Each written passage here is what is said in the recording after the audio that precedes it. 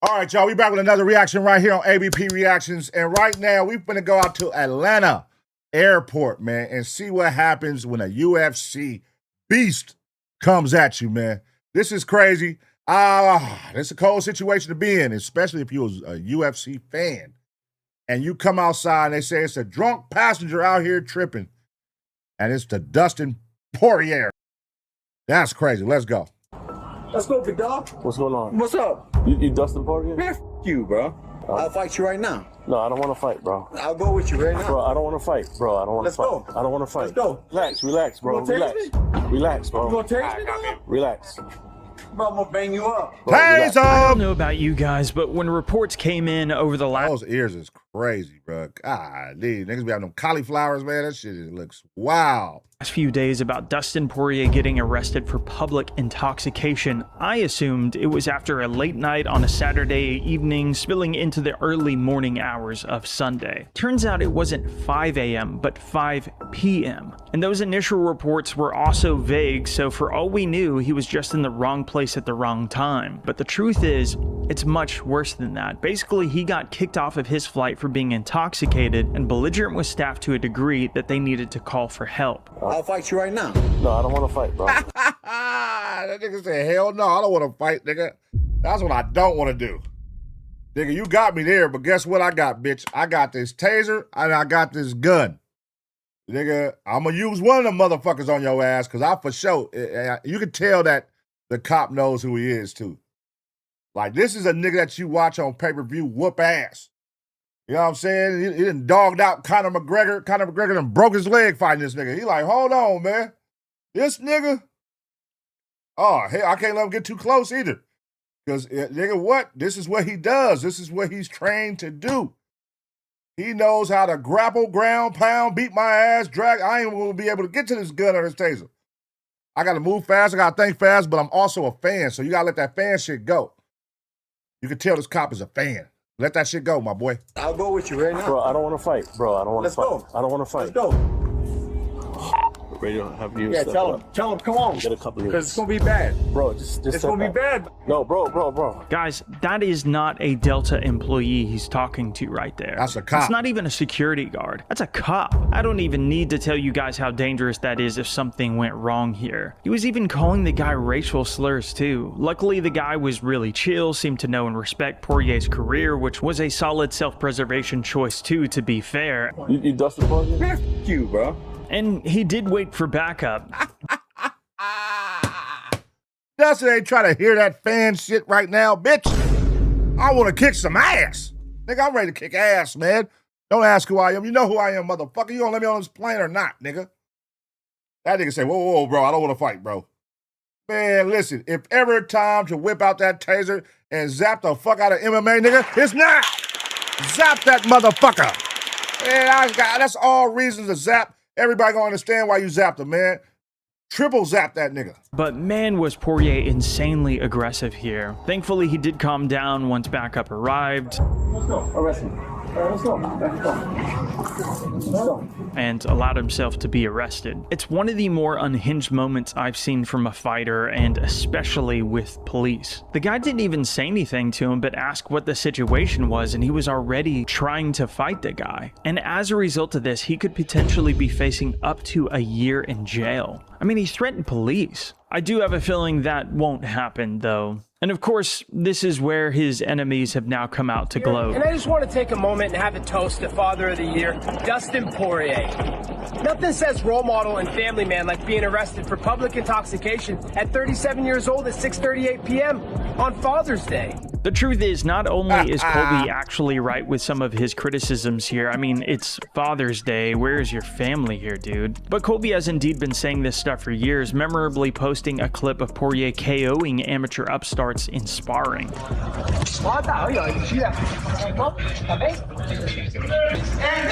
Basically just to show that he's not the greatest guy we all think he is, according to Colby. And that was like 5 years ago. He's been saying this for a long time. Dustin's the biggest egomaniac in the entire world. I don't care what anybody says. Anybody that's trained with him, been with him day in and day out like I have for years on end. The way he treats people in the gym, his ego, this is this nice charitable guy that pretends to be this nice guy on camera. He pretends to be this nice guy on camera, but really he's a piece of shit. Some gyms are unfortunately Unfortunately, like that, hard sparring I think is a lot less tolerated these days, especially with massive skill gaps between a literal championship level pro and an amateur. It's kind of fucked up actually. Even Michael Chandler back in the day called him out for abusing drinks when the two almost got into it in the crowd a couple years back. It was definite eye rolling, it was definite, and just, number one, be a professional. You don't need to get into a verbal altercation in front of my wife and in front of the fans there at T-Mobile Arena to prove that you're a tough guy.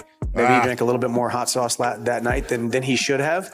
And all this is just a crazy look. I mean, Poirier has his own bourbon brands. He's lately been doing a bunch of advertisements. Well, I mean, shit. That means that the bourbon is working, man. If that nigga out this motherfucker getting public intoxication, that motherfucker works. For Bud Light. But either way, the drinking signs have been in front of our faces pretty much this entire time. I think Dustin's been trying to tell us this.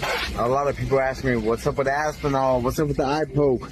I don't know. Only he knows how bad it was. I'm good. Some days I'm great. Some days I'm not so good. You know, it's up and down, honestly. Just trying to get into a groove of being a father, being home more. I got to keep my mind busy. You know, I'm a danger. I've said this before. People have heard me say this, but if I'm not working towards something, trying to better myself and my family, I'm a danger to myself. You know, fighting was always, for me, always pulled everything together. You know, that's why like retiring is scary, man. For a week or so, I wouldn't say depressed, but I kind of got into like a funk, like what the hell am I gonna do with my life? It's like I'm relearning who I am. That shit is crazy. I be watching like the Hulk Hogan documentary. I watched the Hulk Hogan documentary. I watched the movie with The Rock in it. Y'all saw when Rock was the wrestler, the MMA fighter? The first nigga who was like in the UFC, early in the UFC, but it's just their mentality, these fighters' mentalities, like they live, breathe, and die for this shit. They day in, day out, they training for fighting. And then when it has to come to an end where you have to retire, you got to quit, they don't know what the fuck to do, man. This is all they know is fighting, wrestling. What do I do? What do I do after this? This is my heart. This is what I love, but I can't do it no more. And it's just, it fucks them up. And then you got to think, man, these niggas be getting their fucking brains beat, man. These niggas be CTE around this motherfucker. You up here getting kicked in the fucking face and punched in the head and punched in the top of the head and elbowed in the goddamn, man, that's a lot of wear and tear, man. Them niggas is loose screws, man. Motherfucker, damn, that should be crazy, but let's see. I mean, a lot of niggas resort to drugs. A lot of niggas resort to drinking. And there'd be a lot of suicides, especially like the older wrestlers and older motherfuckers. It'd be a lot of suicides because it was a lot of drug use back in the 90s and 80s. And them niggas, a lot of overdosing who depend on drugs. And that they was doing goddamn, what's the shit? What's the shit called? God damn it. I done got a brain fart. What's the shit called they was taking back in the day, injecting their body so they could be stronger and tougher and all that shit.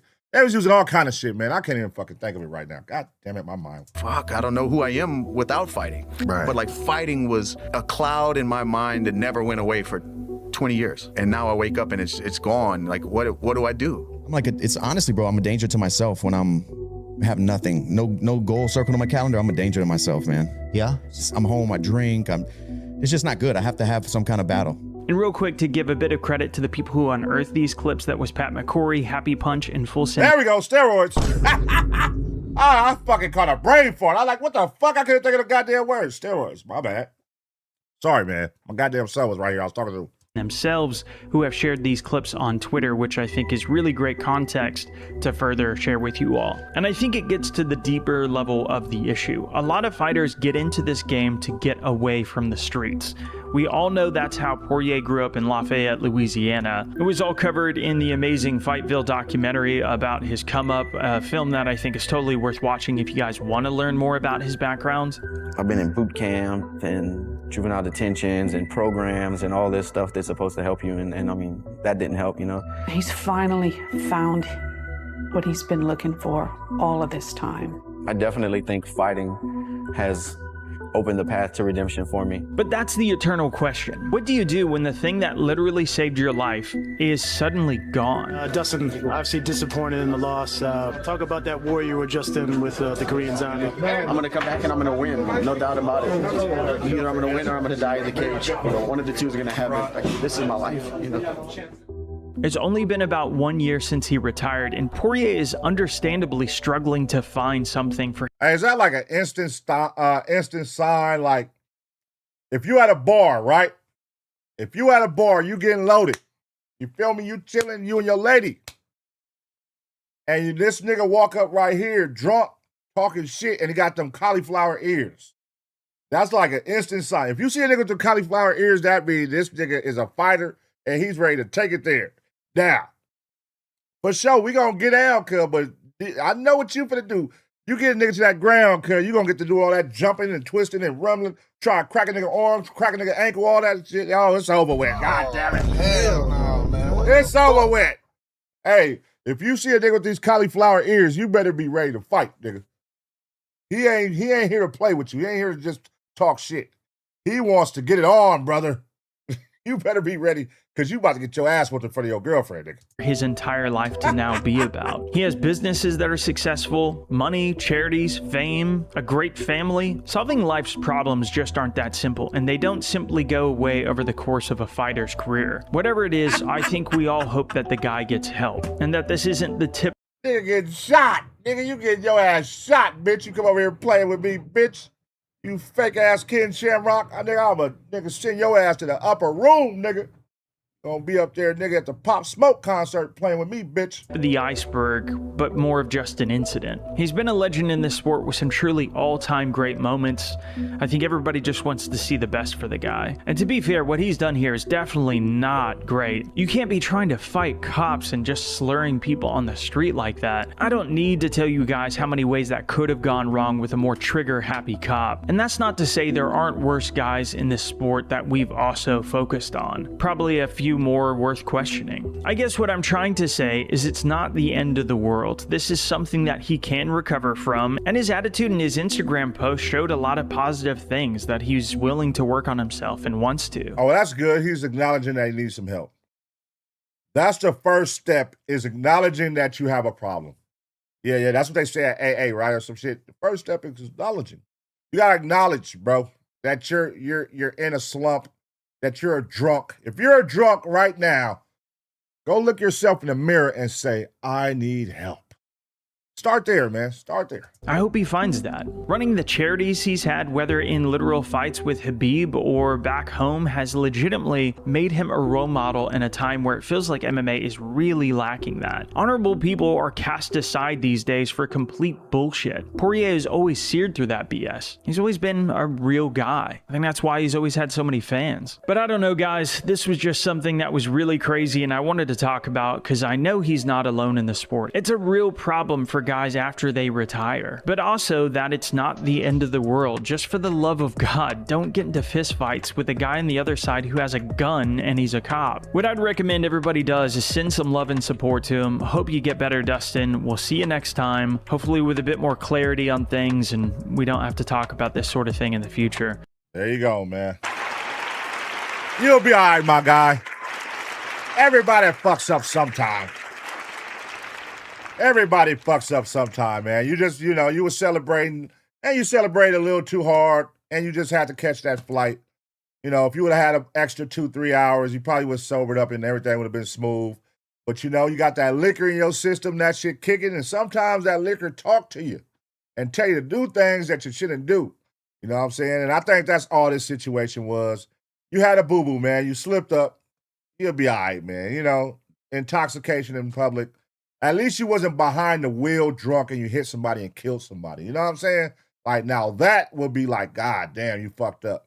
But this right here, all right, he was drunk, tried to fight a cop. What happens? You're a fighter. I expect that. Like a fighter trying to fight somebody. Oh, big surprise, nigga. Like, shit, okay, cuz that's what he's supposed to do. He's a fighter. He wants to fight, nigga, shit. So, he'll be all right, though, man. Let me know what y'all think. I'm going to give y'all 2 seconds to smash the like. And as always, get ready for the next reaction.